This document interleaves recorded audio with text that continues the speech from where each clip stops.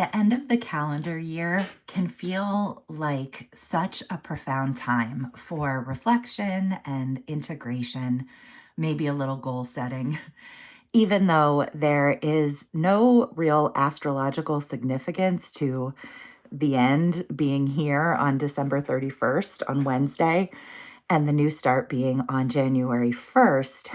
This is a time, I think, that holds quite a lot of significance anyway. So the solstice marked the longest night of the year. There's some astrological significance there. That was almost a couple weeks ago now, all of a sudden. And we have a beautiful Cancer full moon on January 3rd. But I was looking at the astrology, and before we get there, before we get to January 3rd, there are a really interesting series of transits this week that I think fit very well with the fact that we're changing over to a new year. So I wanted to talk about that with you today. This is a little bit of a extra long report because I was looking at this as two separate reports, but then I realized how connected it was. I was seeing sort of these last few days of December and then the first couple days of January. There are very different configurations there. I'll show you actually. I've put both charts here in this report. So this is a chart for December 30th. This is what we'll use to talk about these last few days in December. And then we're going to move on to talking about the first couple of days of January. I'm just adjusting here a little bit. Yeah, that looks good. And I thought about, initially, I was preparing this for two separate reports, but I have just realized how much they go together. So instead, I ended up preparing this sort of extra long report. So I have a little bit more than normal, but I do think it goes together. So let's just go ahead and get started. I want to talk about two different transits on each chart, and they sort of unfold together. Let me actually just show you all of it really very quickly now, and then we'll break it down one at a time. So on this chart, the first thing I want to talk about is Mars here interacting with the nodal axis, and also Mercury interacting with Neptune. I will highlight that more clearly when we break it down in a second. And then a couple of days later, things advance. And now, instead of Mars interacting with the nodes, we have the Sun interacting with the nodes. And instead of Mercury squaring Saturn, Mercury is squaring Neptune. So see how it's sort of a series. It tells a little bit of a story when you look at it closely. And that's why I decided to put this all together today. Okay, so let's sort of get into all of it. Let's start with Mars interacting with the nodes. I'm going to put that on the chart here. My hope is always that if you are learning astrology, that these little marks are helpful. And if you just want to listen to the astrology piece, my hope is that this report works for you as well. So wherever you are with your study of astrology, that's my intention. Okay, sometimes I feel like I'm a little shakier with the stylus, truth be told. But I think we all like it better. Anyway, we have Mars here in Capricorn. We have a bunch of planets in Capricorn. So Mars really representing that energy in this interaction with the nodes. In a trine to the south node and in sextile to the north node. So when a planet interacts with the nodes, it can do so in a couple of different ways. The sort of square aspect where the sun or any planet, can be in a configuration where it's squaring both of the nodes. But this configuration, which leads to a trine and a sextile, is really a harmonious activation of that nodal axis. It's an easy aspect. You know, it facilitates sort of past and forward progress. uh, sort of meeting up in the now, actions can flow easily from past experiences. And actions taken now can support future movement. It's a harmonious activation of the nodal axis, whereas the square can feel a little bit more difficult. So, a few different ways that this could show up. Could have access right now to old skills, things that we learned in the past coming in handy over these last few days in December. Sort of getting the benefit of that experience, of the skill, of our prior knowledge, experiencing sort of some benefit from that now, accessing those skills and that experience to help us. And it's not difficult. It feels easy. It's like a muscle memory type thing where you've done this before. You have skill and experience in some ways. Now, also, please remember that we're going to be building this chart here today. So I'm going to talk next about Mercury and Saturn, and I'm sort of building these signatures. So it takes time and patience to explain archetypes, and sometimes I get ahead of myself. But this is one of the energies that's sort of available right now. So we have that muscle memory, where these efforts, this pulling on our past experience and skills and knowledge feels easy. It's not draining, right? This harmonious activation of Mars, of the nodes from Mars, sort of can signify handling something well, handling something that you know how to handle. Drawing strength from the past rather than fear or sadness, right? Having that easy activation of things from the past, helping us in the now, really using the past well. And also, actions now can open those future doors. There's opportunities here.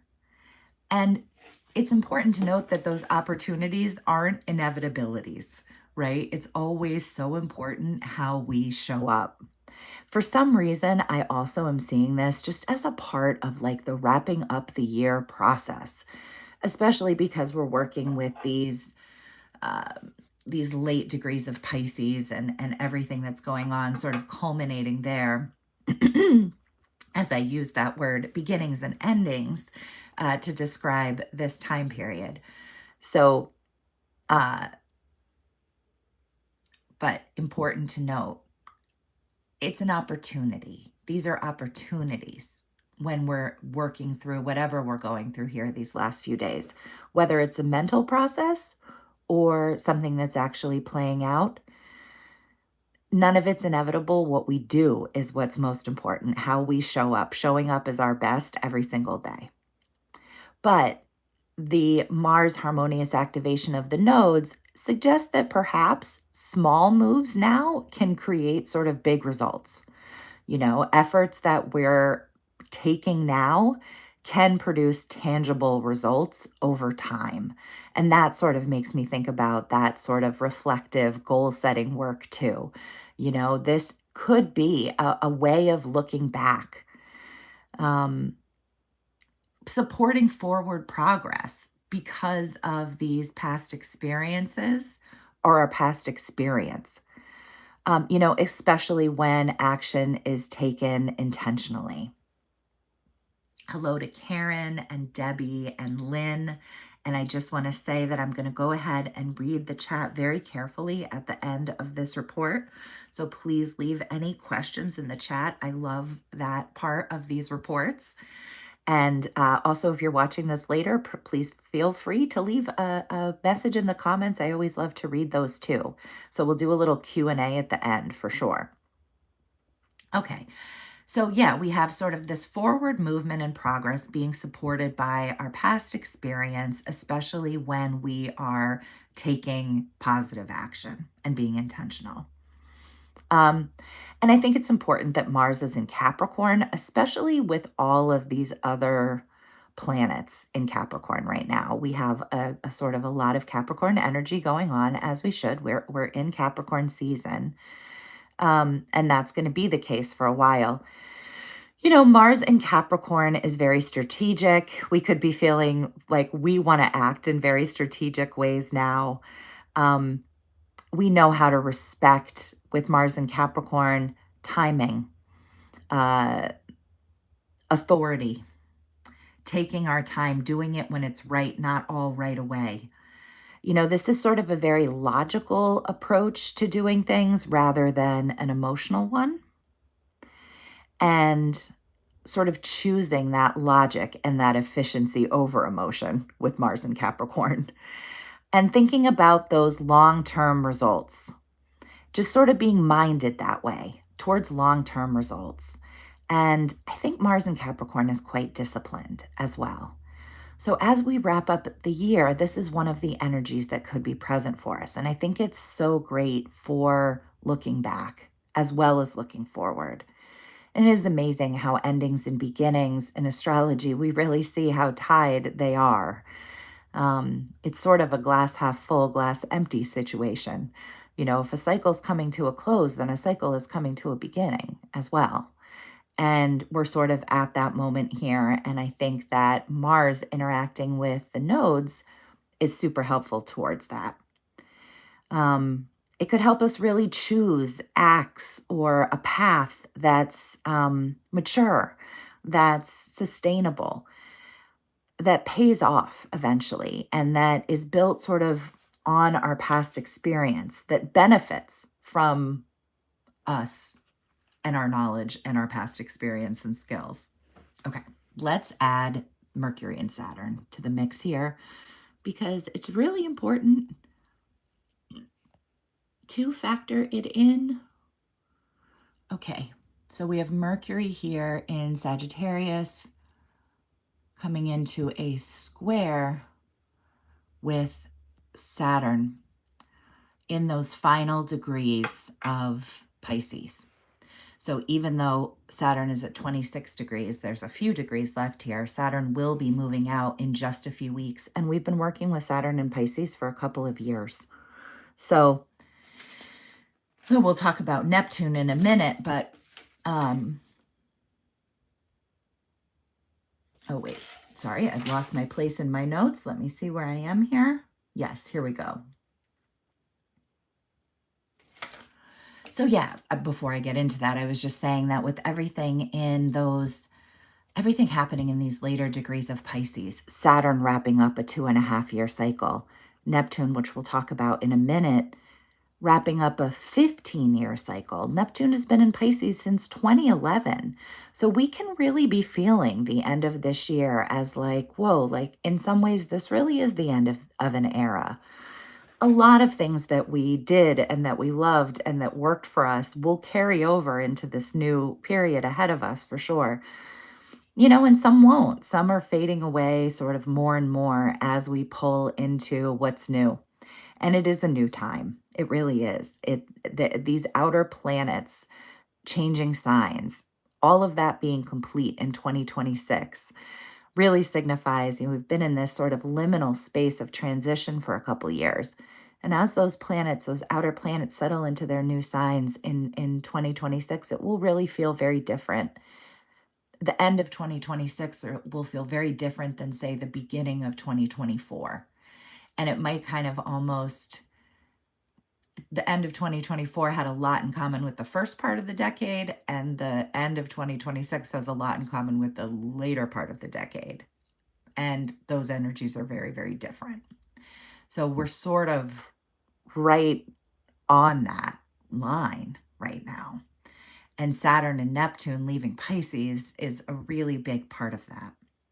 So more sort of acutely looking at this Mercury square Saturn, this is sort of, oh, you know what I want to say before I say that? I'm so sorry.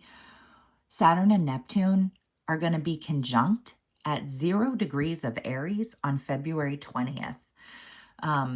Neptune will shift on February 14th, or I'm sorry, on January 29th. Saturn will move into the sign on February 13th or 14th, depending on where you live, and they will finally come conjunct on February 20th. As much as Saturn and Neptune have been together off and on for like a couple of years now, it seems, they have not come into a conjunction. Even when they were in early Aries, um, over the summer of 2025, they didn't actually meet. They were within a degree of each other for weeks, I think. In July, was it? Definitely for ages, they were within 2 degrees. But they never actually met. So they'll finally do that on February 20th. I do think it's the most significant, the most important transit of the year. If I had to pick just one, and I did a long report on that with my friend and fellow astrologer, Corinne, where we really broke down that transit. So I'll attach that at the end. We still have quite a lot more of this report to go, but I will attach that at the end. I think it's the video that I maybe am the most proud of that I've created this year or ever for that matter. So I definitely encourage you to watch that. I do think it's a really important transit. Okay, so Mercury here is working with Saturn and Neptune as these personal planets move away. And it's sort of such an interesting activation for those signatures. Mercury and Saturn are sort of providing like the mental layer, the sort of mental filter on what's happening right now. It could feel like big ideas, Mercury and Saturn sort of meeting their limit. Big ideas, Mercury and Sagittarius meeting their limit, Saturn in Pisces. This could be helping us to see what's realistic. You know, what really can we do? What is the limit? As much as we are excited to use our past experience, set these goals, move forward with skill and ease, there are limits to that. There are limits to what we can accomplish. We have responsibilities that we have to attend to. So all of that being factored in on the mental level here as we sort of set goals, reflect on the year. Might be asking sort of what is realistic? What can I really do? You might be feeling, it might feel like doubt, but I don't think it's really doubt. So I think that can come in a little bit as we get to Neptune, the Neptune square, and it's okay to have a bit of doubt. There's room for imperfection. We don't have to have all of this worked out. But I think here at the end of December, when you're working with those feelings, if it starts to feel like a feeling of doubt, think about whether or not really it's just that you're seeing the limits. You're just being realistic, and a lot of it is still possible. You're just also being realistic and understanding what isn't possible. But you also might sort of feel like, but wait, could it be maybe? You know, there's sort of a little bit of a pull, I think, towards faith, towards optimism, towards expansion with Mercury and Sagittarius. So you might be feeling that too. But basically, I feel like this is a bit of a check on the sort of usual Sagittarius optimism and expansion. You know, Saturn is showing the limit, what's possible and what's not. And that's actually really good and helpful for making progress. We have to be realistic about what's happening. So I feel like putting these two things together for these last few days in December, and then we'll move on to the first couple of days of January. Told you this would be an extra long report. You know, actions that we're taking right now, great, supported, especially when being intentional. I think it's an amazing time to reflect, to see the benefits of our experience, and how our experience and everything that we know and have done and have learned can be a help, a big help as we move forward. And also being realistic and seeing the sort of limits of what we can do. You know, understanding that experience is supporting our future action, but having some clarity about limits, responsibilities, things like that, and sort of determining how far we can take this, how high we can really fly in the new year. But, I think growth is definitely available here. I think we're understanding how the past can be an asset. And I also just think with working with this kind of signature, it's really a great time to be a little serious. We have all this Capricorn energy. There is something sort of a little bit serious about it. And I think it's also a really important time to have integrity, to do things on the up and up. Saturn appreciates that. And I think we're planting seeds right now. So that would be my advice as we sort of wrap up these last couple days. But this story really is more clear and interesting as we talk about how it progresses. As we see the way that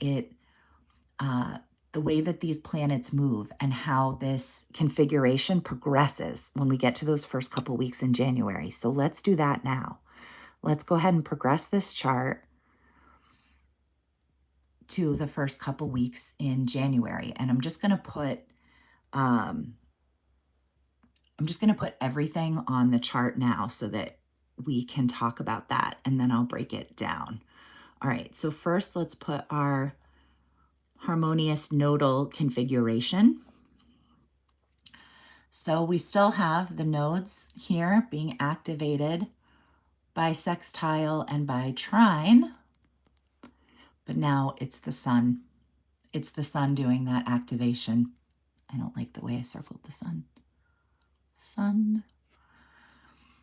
Mars has moved on a bit, and the sun is coming into that configuration.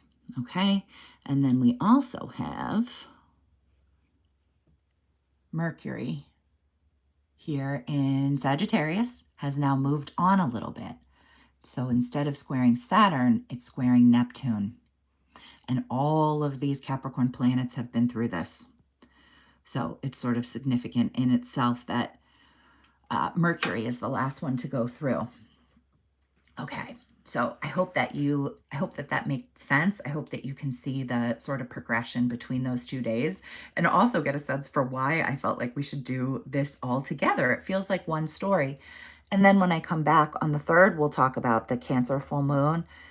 I did also cover that in the monthly horoscopes. If you want to check that out for January and December, I did those together, and it's the first transit of January. So feel free to check that out on my channel as well in the meantime. So anyway, okay, so here we are in the first couple of days of January. It's 2026 now. And we have the sun activating these nodes in a harmonious configuration. So I feel like this sort of spotlights, shines a spotlight, or highlights, maybe I should say. It illuminates what Mars set in motion in some kind of way. It sort of levels that up. It like takes it to another level. Our actions, our words, our ideas could become more visible. This could be a time where you're sharing what you thought about in December with others, or where results or recognition is coming in some kind of way for the past. So that is nice and supportive of everything that's happening. It's sort of like this new understanding is getting embodied in some way, is getting incorporated into our identity as the sun works through this configuration, especially right after Mars doing it. I think that matters. It's like there could be some clarity around why a certain path was chosen in the past, or why one might be the best path going forward. It's like we have even more clarity about what we're doing now. We could also have more lightness about it. We could just feel easier about it, or about some sort of current situation or a decision or direction. Okay, so I like the way that the sun comes in and sort of takes what Mars was doing and takes it up to another level. And then Mercury moving into Neptune is interesting. Here we are, Neptune at the very end, 29 degrees and 30 minutes of Pisces. And Neptune has been sitting there. It will transition into Aries late January. We only have a few more weeks left here. So meeting up with Mars, different ways this could show up, but there's something sort of blurry about it. You know, there could be blurry boundaries between you and others, between you and the world. We can just be sort of a little bit looser, more penetrable, you know, with a lot of that Neptune Pisces energy. You could be sort of getting mixed signals in some kind of a way, or I don't know, it could just be moving a little bit. Everything's been so logical with all those Capricorn planets, but this Neptune at this late degree is pulling in another energy too. And with Sagittarius as well, it's like coming into intuition a little bit more again, coming into feelings a little bit more, remembering that feelings matter too, you know, not just facts, and incorporating that layer into what you're working with. But there could be, you know, a little confusion or a little doubt or second guessing or over idealizing something in some kind of a way, you know, which makes sense and is only natural for that to happen in a way. After we're wrapping up this year, we're looking back on it, we're thinking about what's going to come next.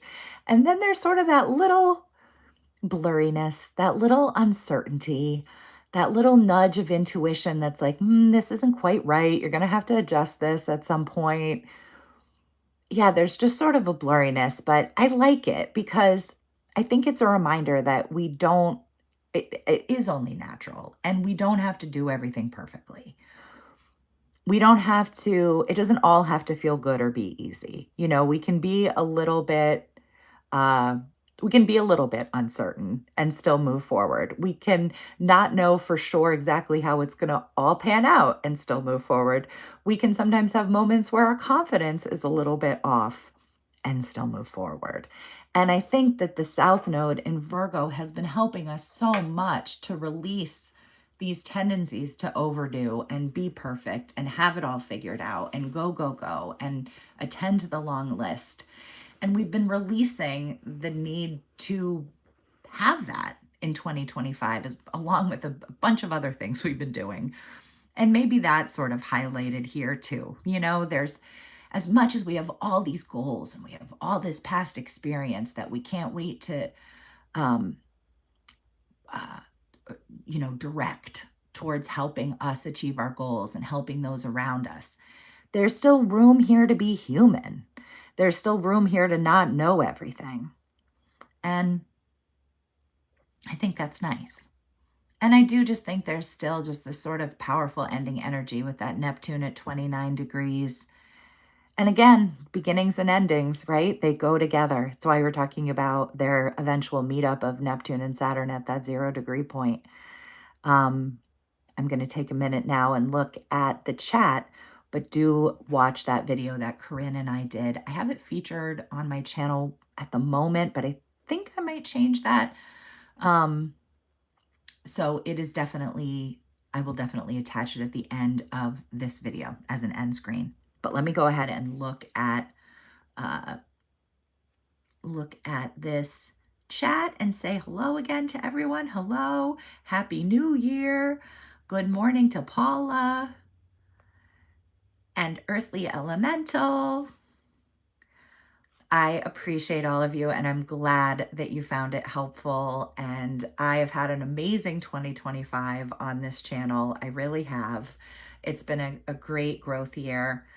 I appreciate all of you so much. Oh, I'm also going to attach some links to this video. I did it to my last podcast too, because I've not done this before, but you can tag products on YouTube. And then if anyone buys any of those products, I think I received like a small commission or something. Yes, that's how it's supposed to work. I've never done it before, but I just thought I would try. So,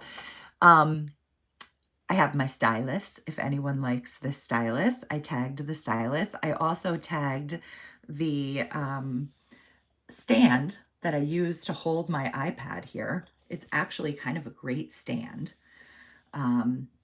And so I tagged that. And I also tagged, so funny, but these, my little planet and stars Band-Aid. Here, let me move this because it's interfering with the light.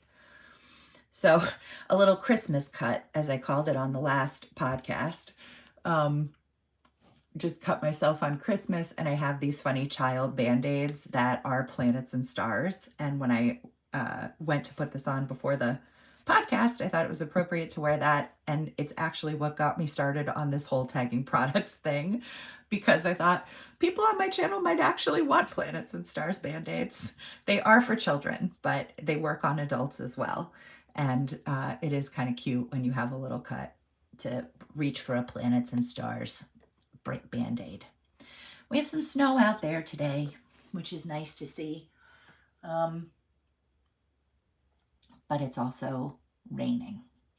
So I hope you are all well. I wish you a very, very, very happy new year. Goal setting, celebrating, however you are spending those days. And thank you so much for watching this video and others. And thank you. I'll see you again on the 3rd.